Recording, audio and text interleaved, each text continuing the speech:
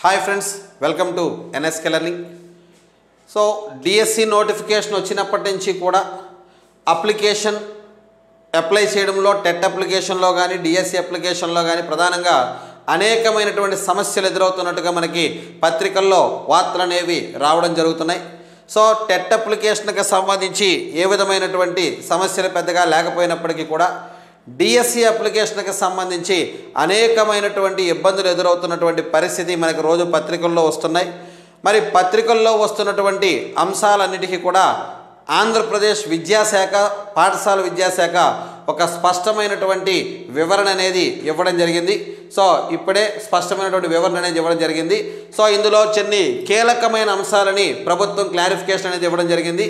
ఈ వీడియో చివరిదాకా చూడండి. సో ఎందుకంటే ప్రధానంగా అందరూ ఎదుర్కొనేటువంటి సమస్య నాన్ లోకల్ ఏ విధంగా అప్లై చేయాలని దాని మీద చాలా స్పష్టమైనటువంటి వివరణ అనేది ప్రభుత్వం ఇప్పుడు ఇవ్వడం జరిగింది. సో కాబట్టి మరి ఈ వీడియోని చివరిదాకా చూడండి. సో ప్రభుత్వం ఇచ్చినటువంటి ఈ వివరణ మీద ప్రతి ఒక్కరు కూడా వీడియోని చూసిన తర్వాత మీ ఫ్రెండ్స్ అందరికి కూడా దీన్ని షేర్ చేయండి. సో అందులో మీకు సంబంధించిన సందేహాలు ఎవరుంటే చాలా స్పష్టంగా క్లియర్ చేసుకునేటువంటి ప్రయత్నం చేయండి. సో అప్లికేషన్ నుంచి అదేవిధంగా రిజర్వేషన్ రాస్టర్ వరకు అంతా అయోమయమైన పత్రికల్లో రావడం జరిగింది. సో అప్లికేషన్ నుంచి రిజర్వేషన్ రాస్టర్ వరకు అంతా అయోమయం.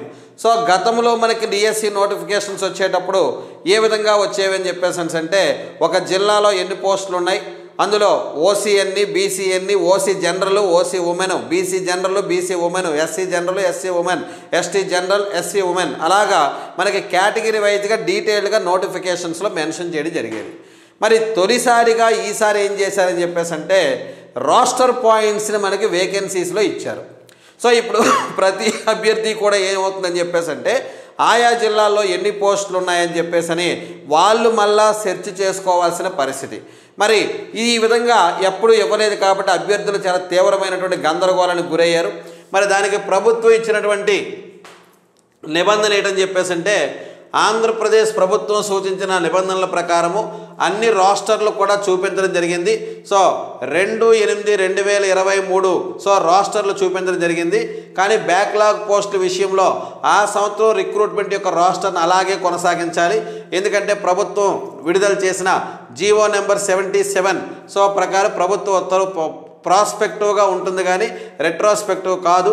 పత్రిక వారు నిబంధనలు తెలుసుకోకుండా వార్తను ప్రచురించడం జరిగింది కాబట్టి అభ్యర్థులు ఆందోళనకు గురయ్యారని చెప్పేసి ఒక వివరణ అనేది ఇవ్వడం జరిగింది. మరి సెకండ్ వన్, మొదటి దరఖాస్తుదారులకు కనిపించని ఈడబ్ల్యూఎస్ కోట. సో ఇది వాస్తవం కాదంట. నోటిఫికేషన్ అప్లై చేసిన ఫస్ట్ రోజు నుంచి కూడా నోటిఫికేషన్ ఇష్యూ చేసిన మొదటి రోజు నుంచి కూడా ఈడబ్ల్యూఎస్ ఆప్షన్ అనేది పొందుపరచడం జరిగిందని చెప్పేసి చెప్తున్నారు పాఠశాల విద్యాశాఖ. మరి పొరపాట్లు జరిగితే అభ్యర్థులపై ఫీజుల బాధలు, పేద పిల్లలపై ప్రభుత్వం వ్యాపారమా అని చెప్పేసి ఒక పత్రికలో న్యూస్ అనేది రావడం జరిగింది.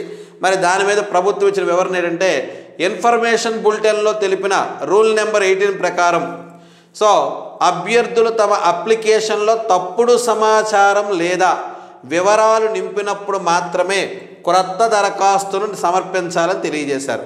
సో రాంగ్ ఇన్ఫర్మేషన్ మెన్షన్ చేస్తేనే కొత్త అప్లికేషన్ పెట్టాలని చెప్పేసి చెప్పారు. సో తప్పుడు వివరాలు నమోదు చేస్తే సో చిన్న మిస్టేక్స్ అంటే తప్పుడు వివరాలు అంటే క్వాలిఫికేషన్ పరంగా కానీ లేదా కమ్యూనిటీ పరంగా కానీ ఏవైనా రాంగ్స్ కనుక మెన్షన్ చేస్తే అప్పుడు ఇక్కడ కొత్త అప్లికేషన్ పెట్టుకోవాలని చెప్పేసి సూచించడం జరిగిందే తప్ప చిన్న పొరపాట్లకు మేము అప్లికేషన్ పెట్టమని చెప్పడం లేదని చెప్పేసి చెప్తున్నారు. సో అన్నిటికన్నా కీలకమైన అంశము ఈ వీడియో చేయడానికి ముఖ్యమైన అంశం. సో అత్యంత కీలకమైన పాయింట్ ఇది. స్థానికేతరం ఐచ్ఛికం ఎంపిక చేస్తే కనిపించని జిల్లాలు జోన్ల జాబితా. సో చూడండి, ఇక్కడ స్థానికేతరం ఎంపిక చేస్తే కనిపించని జిల్లాలు జోన్ల జాబితా. ఇప్పుడు మనం చూసినట్టయితే అప్లికేషన్ మనం అప్లై చేసేటప్పుడు ఫస్ట్ మీరు ఏ జిల్లాకి చెందిన వాళ్ళని వస్తుంది. సో జిల్లాకు పెడితే తర్వాత ఫీ పేమెంట్ అవుతుంది. సో తర్వాత మీరు సెంటర్ అప్లికేషన్స్కి వెళ్ళినప్పటికి కూడా మీకు అదే కనిపిస్తుంది తప్ప మీరు ఏ జిల్లాకైతే అప్లై చేయాలనుకుంటున్నారో ఆ జిల్లా అక్కడ ఆప్షన్ కనిపించడం లేదు, ఆ జిల్లా అక్కడ ఆప్షన్ అనేది కనిపించట్లేదు. దీంతో అభ్యర్థులు మనం ఏ జిల్లాకి అప్లై చేయాలో తెలియక తీవ్రమైనటువంటి ఆందోళనకు గురవుతున్నారు. నాన్ లోకల్ ఏ విధంగా అప్లై చేయాలో తెలియక ఆందోళనకు గురవుతున్నారు. దీనికి ప్రభుత్వం చాలా స్పష్టమైనటువంటి క్లారిఫికేషన్ అనేది ఇవ్వడం జరిగింది. సో ఎలా అని చెప్పేసి అంటే మనకి టెట్ అప్లికేషన్లో వాళ్ళు ఎగ్జామినేషన్ సెంటర్స్ ఇచ్చేశారు. 6 ఆప్షన్స్ అడిగారు, 6 ఆప్షన్స్ కూడా పెట్టుకోమని చెప్పారు. మరి డిఎస్సికి వచ్చేటప్పటికి ఎక్కడా కూడా మనకి ఎగ్జామినేషన్ సెంటర్స్ అనేవి మనకి ఇవ్వలే.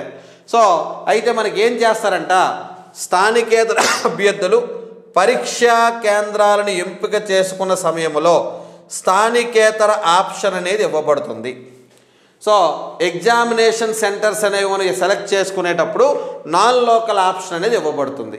అంటే ఎలా ఇవ్వబడుతుంది అంటే ఉదాహరణకి శ్రీకాకుళం అభ్యర్థికి స్థానికత ఉండి ఒక అభ్యర్థి శ్రీకాకుళం లోకల్, సో అతడు కర్నూలుకు స్థానికేతర పోస్టు నాన్ లోకల్కి అప్లై చేసుకోవాలనుకుంటే సో అతడు ఎగ్జామినేషన్ సెంటర్ సెలెక్ట్ చేసుకునేటప్పుడు కర్నూలు అని చెప్పేసి మనం సెలెక్ట్ చేసుకోవాలి.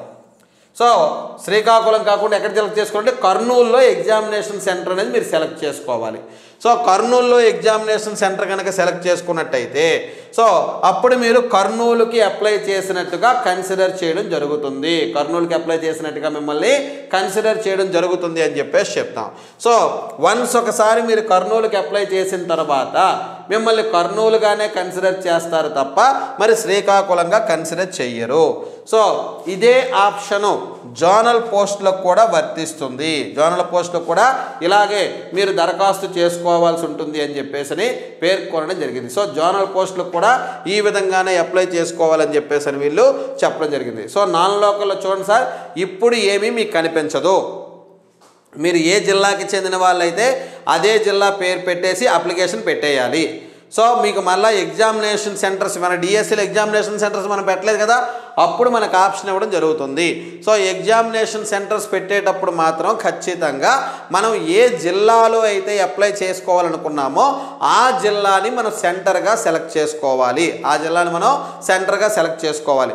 అప్పుడు మనం ఆ జిల్లా కేటగిరీకి మాత్రమే చెందుతాము, ఆ జిల్లా కేటగిరీకి మాత్రమే చెందుతాం. అయితే గతంలో మనకి ఎలా ఉండేదంటే మీరు ఏ జిల్లాకి చెందినవారు, ఏ జిల్లాకి అప్లై చేస్తున్నారు, ఎక్కడ ఎగ్జామ్ సెంటర్ కావాలి, 3 ఆప్షన్స్ ఉండేవి. సో ఈసారి మరి వచ్చేటప్పటికి కేవలం ఏ జిల్లాకి చెందిన వారు మాత్రమే ఇప్పుడు అప్లికేషన్లో ఉంది. తర్వాత వాళ్ళు ఎగ్జామినేషన్ సెంటర్ ఇచ్చేటప్పుడు నాన్ లోకల్ని ఇస్తారంట. అప్పుడు మనం ఏ జిల్లాకి అయితే అప్లై చేయాలనుకుంటున్నామో ఆ జిల్లాలో మనం సో అక్కడ అప్లై చేసుకోవాల్సి ఉంటుందని చెప్పేసి చెప్తున్నారు. మరి అలాగే కీలకమైన అంశం సార్, ఇది ప్రతి ఒక్కరూ చూసుకోండి. మరి పేపర్లో వచ్చిన వార్తల క్లారిఫికేషన్ ఇచ్చారు. డిఎస్సి వెబ్సైట్కు సర్వర్ సమస్య అని చెప్పేసి. సో సర్వర్ సమస్య కనుక ఉన్నట్లయితే ఇప్పటి వరకు టెట్కి 3,17,950 మంది అప్లై చేశారు. డిఎస్సికి 3,19,176 అప్లికేషన్లు వచ్చాయి. మరి ఈ ప్రకారం చూస్తే సర్వర్ సమస్య అనేది ఉండడం కరెక్ట్ కాదు. సో ఎక్కడా లేదని చెప్పేసి చెప్తున్నారు. సో అలాగే ఎవరైనా ఫీజు చెల్లించి జర్నల్ రెంబల్ రాని ఎడల వారు చెల్లించిన డబ్బు వాళ్ళ బ్యాంక్ ఖాతాలోకి 5 వర్కింగ్ డేస్లో కూడా వస్తుందట.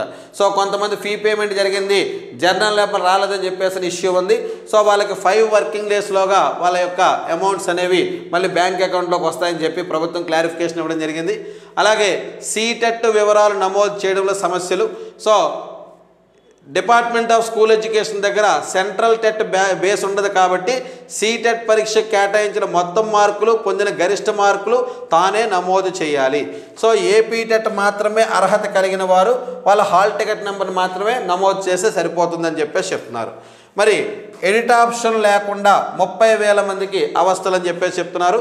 సో ఇక్కడ దరఖాస్తు నింపే సమయంలో తప్పులు జరిగితే సవరించుకోవడం అవకాశం లేదని అభ్యర్థులకు ఇన్ఫర్మేషన్ బులెటిన్లోనే చెప్పడం జరిగింది.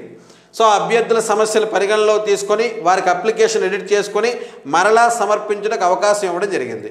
సో ఎడిట్ ఆప్షన్కు పాటించాల్సిన సూచనలు: అభ్యర్థులు ముందుగా వెబ్సైట్ నందు డిలీట్ ఆప్షన్ ఎంచుకోవాలంట. సో పాత జర్నల్ నెంబర్తో మరి అభ్యర్థికి వచ్చే మొబైల్ ఓటీపీతో ఎంటర్ చేసి డిలీట్ ఆప్షన్ పొందవచ్చు. తద్వారా ఎలాంటి రుసుము చెల్లించకుండా తప్పులు సరిదిద్దుకొని అప్లికేషన్ని మరలా సమర్పించవచ్చు. అయితే ఏ అంశాలలో తప్పులు సవరించవచ్చు? సో అభ్యర్థి యొక్క అతని పేరు, సెలెక్ట్ చేసుకున్న పోస్టు అండ్ జిల్లా తప్ప మిగిలిన అంశాలని మార్చుకోవచ్చట. సో పేరు ఒకటి, సెలెక్ట్ చేసుకున్న పోస్టు, జిల్లా తప్ప మిగతావన్నీ కూడా మార్చుకోవచ్చు.